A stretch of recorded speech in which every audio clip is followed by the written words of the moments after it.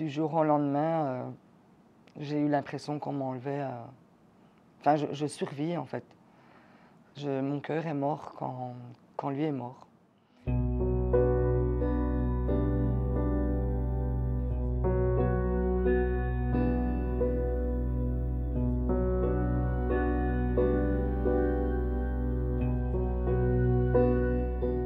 Bonjour à tous, je suis la maman de Lucas, le jeune sourd qui a été percuté par le train à la gare de Solebray-sur-Sambre à Erqueline le 4 août 2022.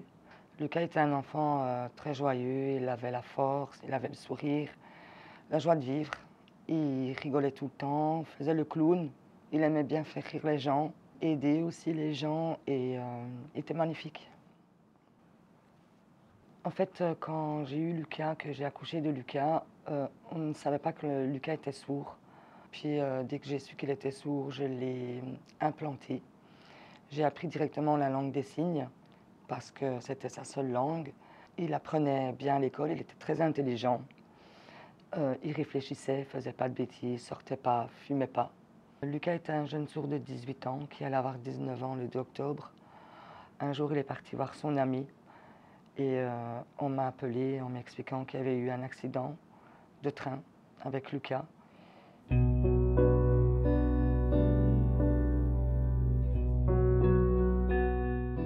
Tout de suite, je me suis demandé ce qui s'était passé. La police est arrivée chez moi en m'expliquant qu'en fait, Lucas n'avait pas prêté attention au signal, dû qu'il était sourd, donc il ne l'a pas entendu, et a traversé, il s'est fait percuter de plein fouet.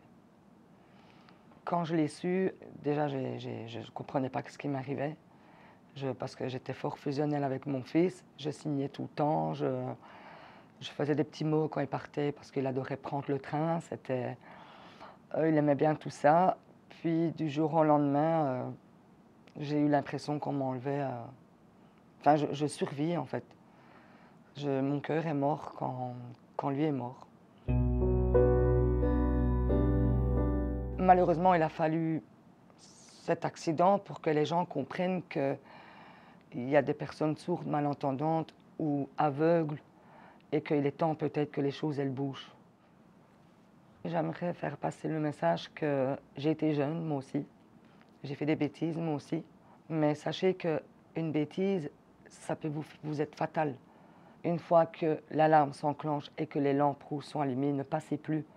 Parce que vous n'auriez même pas le temps de dire ouf que le train vous aura déjà percuté. Et là, c'est vos familles qui vont être anéanties. Les personnes qui restent derrière, elles ne vivent plus après. Elles pleurent tout le temps, elles ne mangent plus.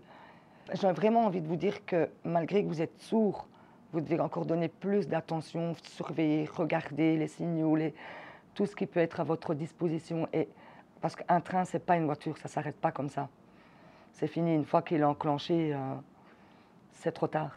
Et une vie, c'est important, une vie.